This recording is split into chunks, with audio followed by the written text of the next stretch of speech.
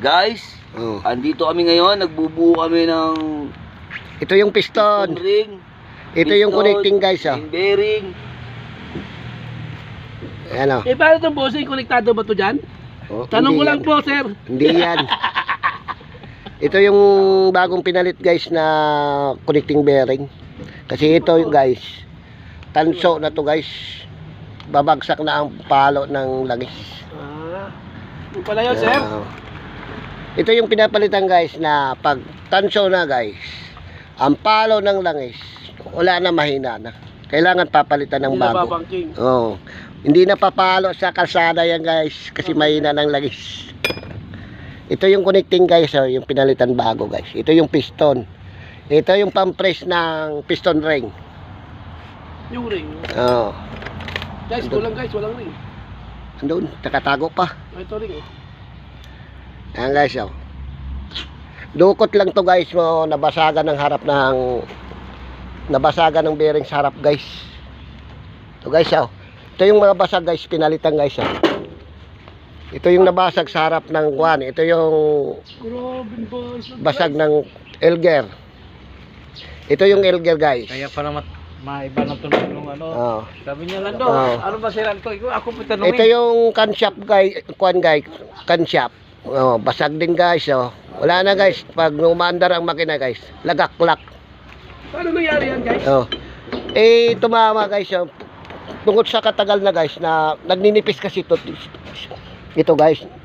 Pag nagnipis na to guys, nababasag ng katagalan ng bearing. Anong gagawin natin ito? Wala na guys, mapakilo na yan guys. Pwede bang build-upan yan, sir? Ay, hindi na pwede kasi wala din pag-andar.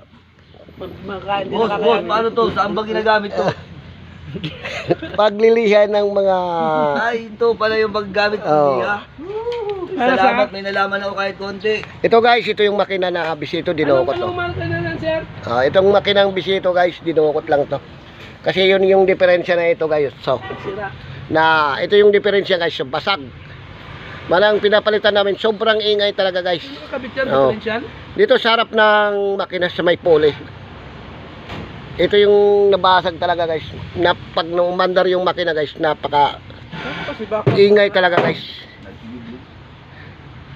Yan yung dinukot namin guys kasi hindi makita yung sera. Inuna na yung pagtanggal ng piston connecting, wala doon ng basag. Yung pagdating doon sa may lagayan ng lagay sa crankcase, doon nalaglag yung mga ito guys, nalaglag yung mga nabasag guys. Yan ito yung nalaglag doon sa baba ng crankcase. Manang nagbukas kami dito sa harap ng timing cover guys. Ito yung binuksan namin guys kasi dito nabasag yan guys. Yun, guys. Malalaki pala yung Nabali yung langis, guys. Pakapalo na lang ko sa malalaki pala piston ring. sa YouTube channel ko kay Jarbas Simula.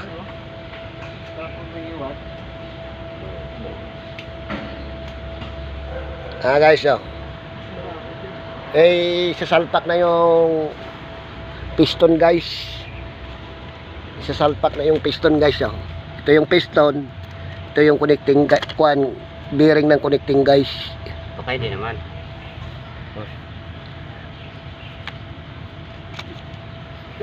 Mamaya to guys, andar na to guys mamaya. Videohan mo yun, yan ito mga estudyante ko to. Ito mga estudyante ko guys, dito. Para matuto kayo guys. Mga estudyante ko guys, tinuturuan ko paano magawa ng makina to. Itong dalawa guys, tinuturuan ko na paano magawa. Minggo yan guys. Ito yung tinuturuan ko mga estudyante to guys para nagtatanong sila sa check mechanic guys na para paano matuto. Yung piston ring pala, pampabangking yun. Yung Palo? Palo. Yung mausok pag putol ng piston, mausok ba? Mausok pag putol ng piston rings. Pag putol ng piston ring guys, putol yan guys. Uusok na yung breather guys. Ihina na yung hatak. Pag pumunta sa Sa breather. Ihina na yung batak guys. Huwag mong sinagtan.